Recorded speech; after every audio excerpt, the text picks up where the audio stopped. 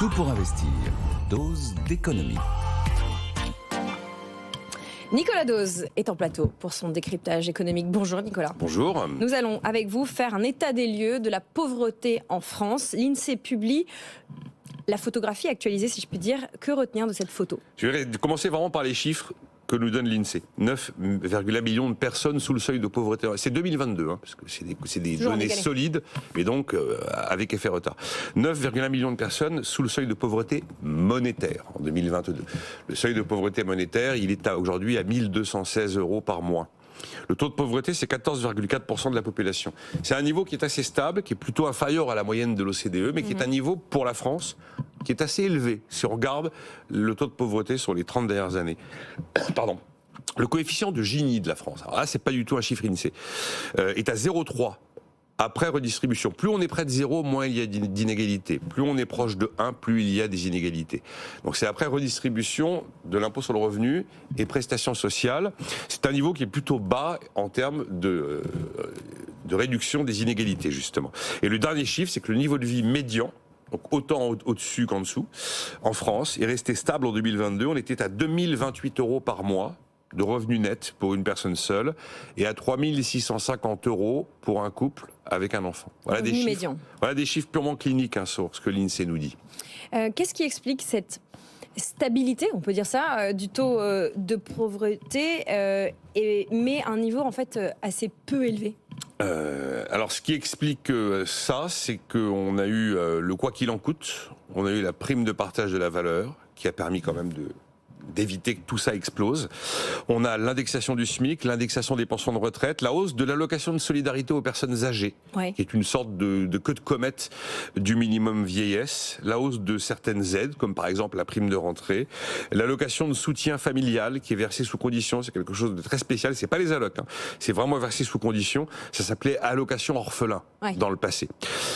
Sachant qu'en 2022, on avait encore plus de 5% d'inflation. L'INSEE indique que pour 6,8 millions de Français les plus modestes, il y a deux éléments qui ont pénalisé leur situation. La baisse des APL, Marie-Cœur de Roy en parle souvent, et malgré tout la fin du quoi qu'il en coûte lié au Covid. Parce que le quoi qu'il en coûte, alors en 2022, on avait encore pas mal de dispositifs branchés. Et dans le détail, et ça j'ai trouvé très intéressant, c'est que vous regardez le taux de pauvreté des salariés et le taux de pauvreté des chômeurs. Et là, il y a un enseignement. Ça bouge très peu en fait. Mais le taux de pauvreté des salariés, c'est 6,1%. Le taux de pauvreté des chômeurs, c'est 35,3%. Ça veut dire que, et le taux de pauvreté des retraités, il baisse un peu, il est en dessous de 11%. Ça veut dire que dans les éléments de solution, il y a quand même l'idée que augmenter le taux d'activité, augmenter le taux d'emploi et faire reculer le chômage est un vrai élément de réponse à la question de la pauvreté. C'est pas qu'une histoire de redistribution.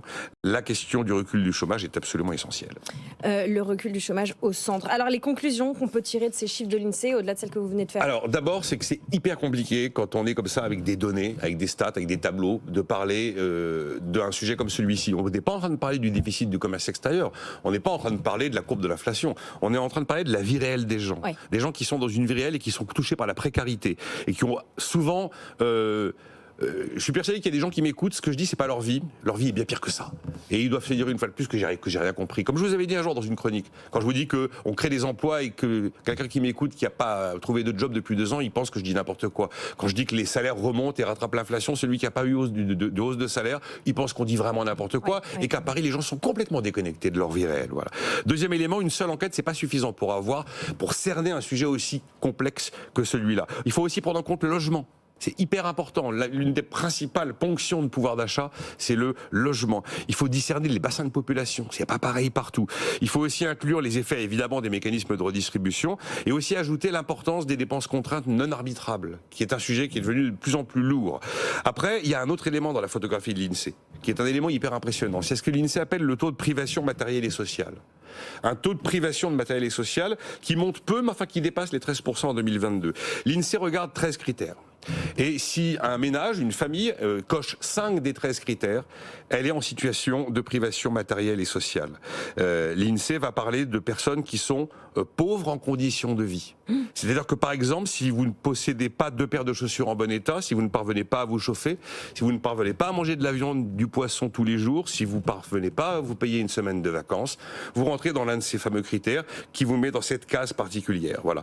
Et donc, au total, l'INSEE a ces fameux 13 éléments qui permettent de déterminer ce qui est un niveau de vie acceptable. C'est là où c'est un institut qui est passionnant, parce que c'est un institut qui n'est pas simplement qu'une photographie mécanique, qui a essayé dans des quantités de domaines d'affiner au plus près, pour être au plus près de la vie des gens, et pas justement être en déconnexion complète. Même si je considère que la façon dont l'INSEE calcule l'inflation, notamment par rapport à la prise en compte du logement, est quelque chose qui doit être à l'évidence corrigé. Et les premiers concernés par cette histoire de privation matérielle et sociale sont les familles monoparentales, les familles nombreuses et les ouvriers ainsi que les employés. Maintenant, 4e élément aussi, j'entends à longueur de plateau, notamment des leaders de gauche, j'ai entendu Éric Coquerel récemment nous répéter, ou Manon Aubry nous répéter une fois de plus que les inégalités explosent, la pauvreté explose. Ça non plus, c'est pas vrai. Donc voilà, il faut essayer de retomber un petit peu sagement sur un sujet très très compliqué à aborder, mais pas dire non plus n'importe quoi. Chiffrer et déchiffrer l'économie, c'est ce que fait l'INSEE. On peut saluer cette institution et tous ceux qui y travaillent. Et Nicolas Dos, qui le fait aussi tous les jours à son échelle, notamment dans Tout pour investir. Chronique à retrouver en podcast et en replay. Vous l'avez compris, le taux de pauvreté, c'est plus qu'un taux. Il y a beaucoup de choses derrière. Séquence également à retrouver sur YouTube. Il y a un espace commentaire si vous aussi voulez partager vos convictions économiques avec nous et débattre.